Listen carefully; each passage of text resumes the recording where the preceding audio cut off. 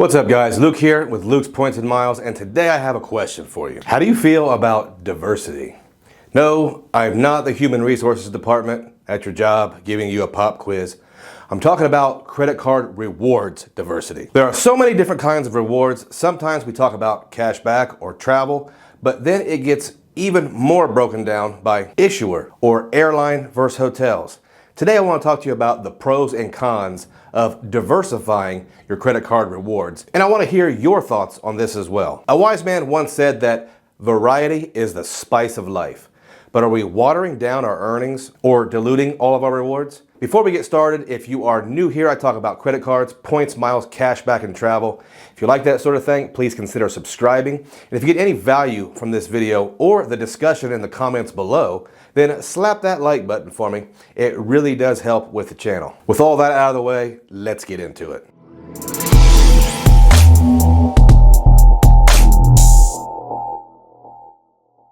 Diversity, the state of being diverse, variety.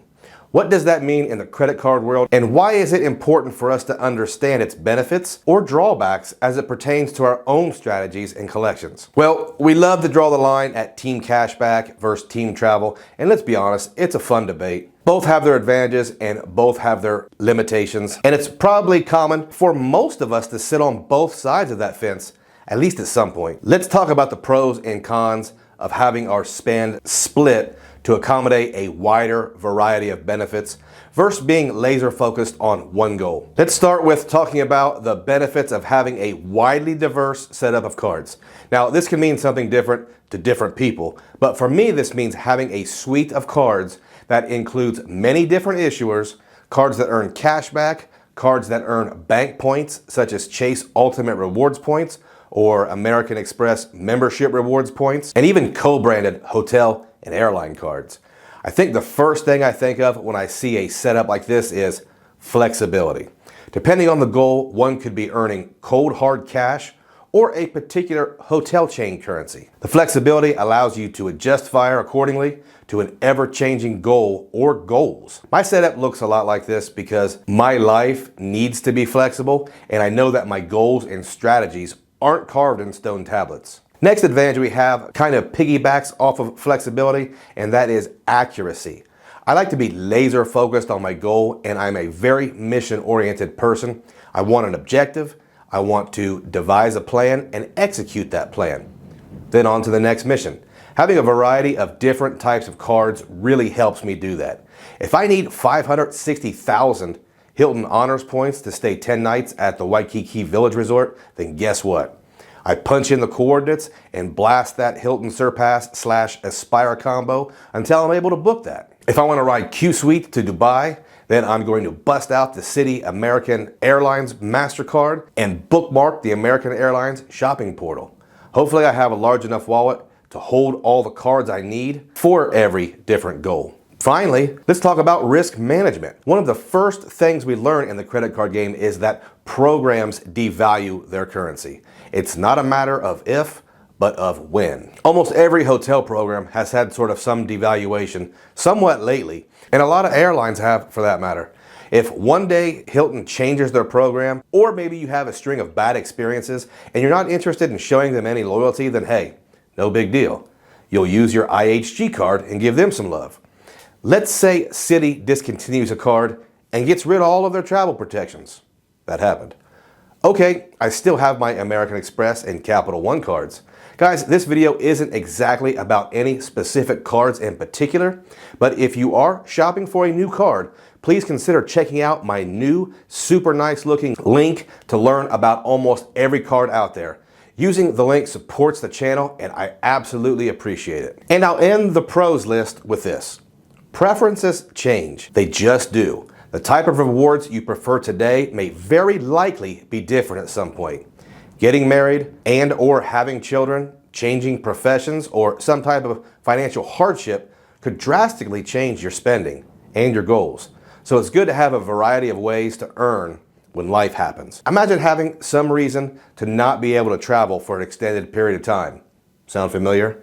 You want more than just that United Airlines card.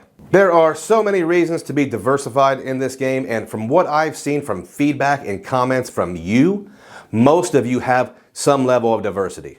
What are some negative effects of maybe having too much diversity in your credit card stack? Well, let's get into that. Having a plethora of travel cards as well as different cash back cards for just about every spending category requires something we only have limited amounts of. How long did it take you to learn how to earn American Express membership rewards points to transfer to Virgin Airlines to book a Delta flight to Amsterdam?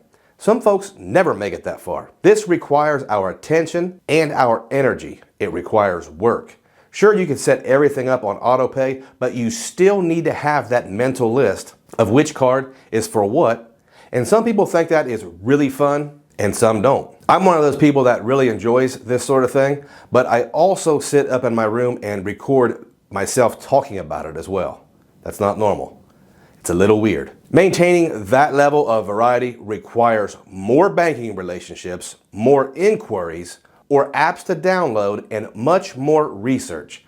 I'm going to go out on a limb and assume a large percentage of folks would rather have a simple, focused setup and use that time, energy, and focus on something like their faith, family, or their profession, or hunting and fishing. Comment below if you're a hunter or fisherman. I feel like those two hobbies require some serious dedication.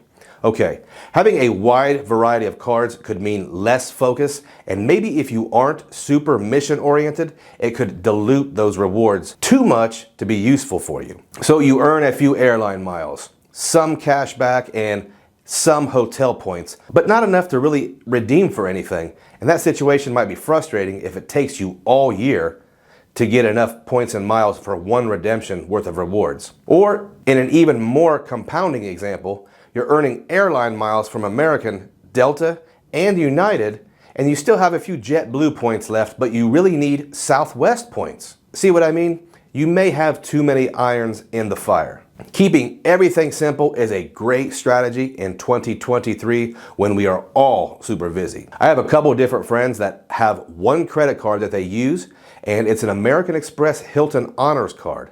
They don't even know which one it is, but their entire family spends on it. And while that might not be exciting, they never pay for a hotel stay when they take their annual family trip or the occasional road trip. Keeping it simple is something we can all learn from Team Cashback, and even more from someone with primary cards from just one issuer. But those of us on the other side of the fence know there is so much more opportunity. Well, here we go. I propose a compromise. If we can earn points that can be cashed out for real cash back, used to book travel, or they could be transferred out to partners for the holy grail example of travel redemptions. In this scenario, it's almost the best of both worlds. So how can we do this?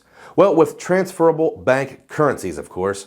Now, each issuer will have their own pros and cons, but most of the time, with a little research and a little planning, you can pick a path that works best, and you will likely have access to an airline partner or 15, at least one hotel partner, and if they don't have the exact partner you need, you can always use their travel portal, and normally that will come with some benefits. Obviously, Chase will be the first issuer to come to mind.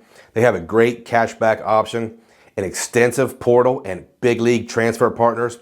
But American Express, Citi, and Capital One are also very serviceable as well. So there you are, guys. Pros and cons of diversifying your credit card rewards.